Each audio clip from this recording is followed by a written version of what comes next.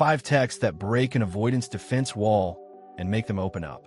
Avoidants are some of the most confusing people you'll ever emotionally engage with.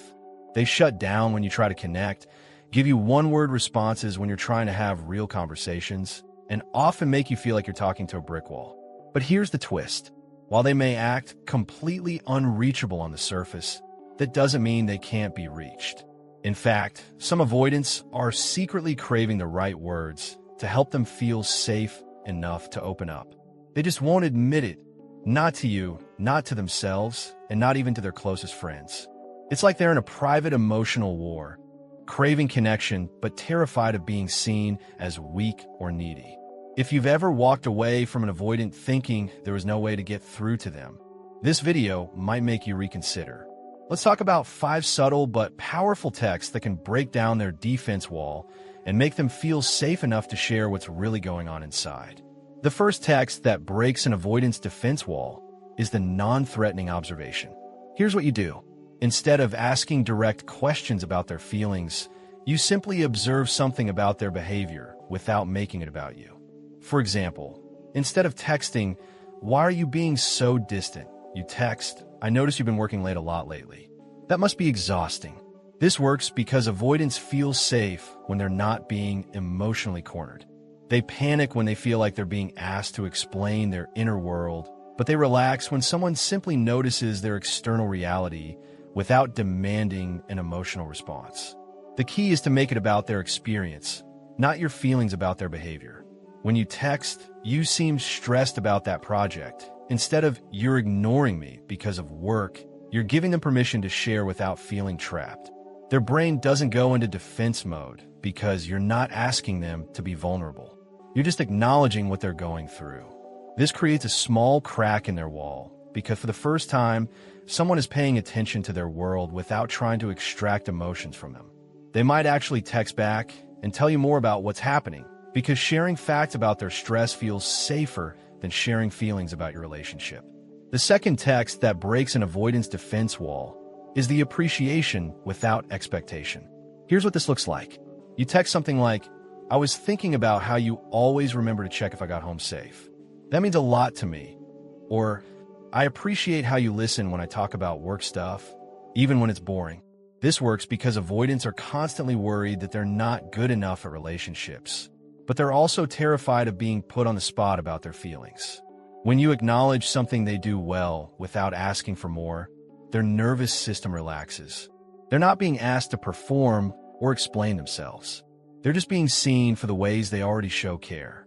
The magic happens because avoidants actually do care deeply, but they show it through actions rather than words. They might not say, "I love you" easily, but they'll make sure you have gas in your car or remember your important meeting. When you notice these things and appreciate them without demanding emotional declarations in return, you're speaking their language. They start to feel valued for who they are, not criticized for who they're not. This often leads to them sharing more because they feel safe and appreciated. They might text back something like, "I'm glad you noticed that," or even share why they do those things. The key is that you're not asking them to change or be more emotional. You're just acknowledging the love they're already giving in the way they know how to give it. The third text that breaks an avoidance defense wall is the vulnerable share without pressure. This is where you share something personal about yourself without asking them to do the same. You might text, "I've been feeling overwhelmed with everything lately. Sometimes I just need to sit in my car for a few minutes before going inside." Or, "I realized today that I get anxious when people don't text back quickly because I assume they're upset with me." This works because avoidants are terrified of being the first one to be vulnerable, but they're often relieved when someone else goes first.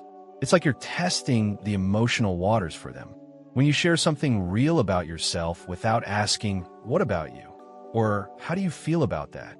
you're showing them that vulnerability is safe in this space.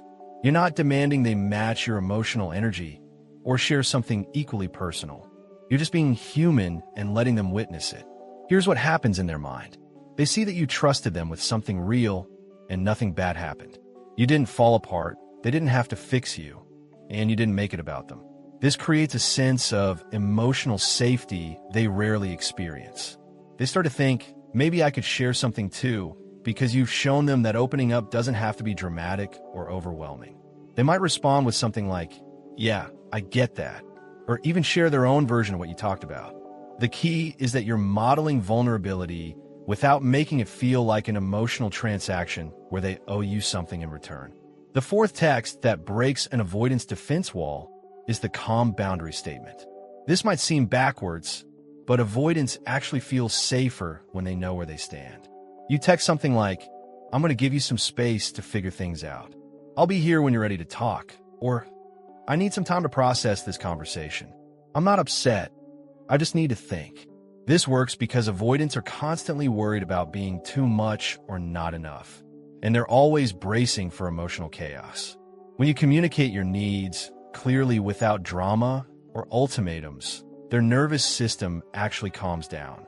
They're not trying to read between the lines or figure out if you're about to explode. You're being direct, but not demanding. The magic happens because most people either chase avoidance when they pull away or they get angry and create the exact emotional mess that avoidants are trying to avoid. But when you set a calm boundary, you're showing them that you can handle your own emotions and that you're not going to punish them for needing space. This makes them feel safe enough to actually miss you instead of just feeling relieved that you're gone. They start to realize that you're not going anywhere, but you're also not going to chase them into their hiding place. This often leads to them reaching out sooner than they normally would because they feel safe to come back. They might text something like, "I appreciate you giving me space," or even share what they were actually dealing with. The key is that you're showing them that boundaries don't have to be walls and that you can take care of yourself while still caring about them. The fifth text that breaks an avoidance defense wall is the future-focused invitation without pressure. This is where you text something like, "No rush, but I'm thinking about trying that new restaurant next week if you're interested," or "I saw they're having a movie night at the park this weekend. Thought you might enjoy it, but no worries if you're not up for it." This works because avoidants are terrified of feeling trapped or obligated, but they also secretly want to be included and thought of. When you invite them to something without making it about your relationship status or emotional connection, you're giving them permission to just be a person who might enjoy an activity. You're not asking them to process feelings or make declarations about where things are going. You're just offering them a chance to exist in your world without the heavy emotional weight they usually associate with relationships. Here's what happens in their mind. They see that you're thinking about them in a positive way, planning for the future, and including them without making it a test of their commitment. This feels safe because there's no emotional trap. They can say yes because they want to go, not because they feel obligated to prove something. They can say no without feeling like they're hurting you or ending the connection. This creates the psychological safety they need to actually engage authentically. They might respond with genuine interest or even suggest alternatives, because for once they're not trying to manage your emotions while protecting their own. The key is that you're showing them that being with you can be light and enjoyable, not just intense and overwhelming. You're proving that connection doesn't always have to feel like emotional work. So what do you do when you're dealing with an avoidant who seems impossible to reach? First, understand that this isn't about fixing them or breaking down their walls through force. These texts work because they respect the avoidant's need for emotional safety while still creating opportunities for connection. You're not trying to turn them into someone they're not. You're just learning to communicate in a way that feels safe to their nervous system. Remember that avoidants aren't avoiding you because they don't care. They're avoiding vulnerability because it feels dangerous to them. When you use these approaches, you're showing them that connection doesn't have to be scary or overwhelming. But here's what you need to know. Even if these texts work and they start opening up more, that doesn't mean they're suddenly going to become emotionally available overnight. Real change takes time, and they have to want to do the work on themselves. You can create safety, but you can't force growth. Don't ignore your own needs while you're being patient with theirs. You deserve someone who's willing to meet you halfway, even if they do it slowly and in their own way. If you try these approaches and they still remain completely closed off, that's information too. It might mean they're not ready for the kind of connection you're offering, and that's okay. You can't love someone into emotional availability. In the end, these texts are tools for connection, not manipulation. Use them to create genuine understanding, not to try to control someone's feelings. The goal isn't to break someone's defenses so you can get what you want. It's to create enough safety that they can choose to let you in. And if they don't choose that, even when you're communicating in their language, then you have your answer about where they are in their journey. You deserve someone who doesn't just feel safe with you, but who actively chooses to build something real with you, even if they do it one careful step at a time. Thanks so much for watching. If you recognized any of these text patterns or found yourself thinking about someone specific while listening, remember that healthy communication is about creating safety for both people, not just getting the response you want. Avoidance can be complicated, but you deserve someone who's willing to work toward connection, even if they do it slowly and in their own way. These texts aren't magic spells. They're just tools for speaking someone's emotional language. But the other person still has to choose to engage. If this video helped you understand how to communicate with the avoidant in your life, please like, share, and subscribe for more real talk about attachment styles and relationship dynamics. And drop a comment below. Have you ever tried any of these approaches with an avoidant person? What happened when you gave them space to open up on their own terms? I'd love to hear about your experiences and what worked or didn't work for you. Until next time, remember that the right person for you won't make you feel like you're constantly trying to crack a code.